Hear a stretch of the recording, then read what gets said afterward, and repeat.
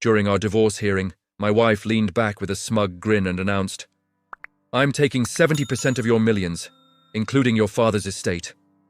The entire courtroom froze, and a wave of stunned whispers moved across the room. But I stayed composed, rose from my seat, and handed the judge a 2-page document before quietly saying, "You might want to take a second look." The judge skimmed the papers, raised an eyebrow, and then burst into laughter while staring directly at my wife. "My name is Evan. I'm 32, and I own a construction equipment rental company in Phoenix, Arizona."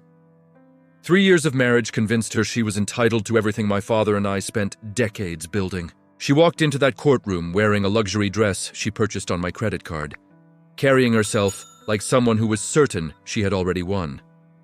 Her friends filled the back row, eager to watch my life collapse. What she never imagined was that I had been quietly preparing long before this day arrived.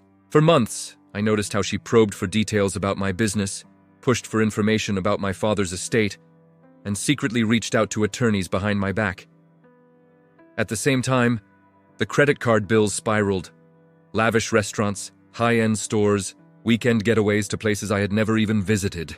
That it says when it hit me that maybe she had planned this marriage for reasons I didn't want to see. Before he died, my father gave me advice I never let go of.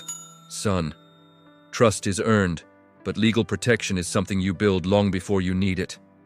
And sometimes the people you love most are the ones who can damage you the deepest." So when she boldly demanded 70% in court, I didn't flinch.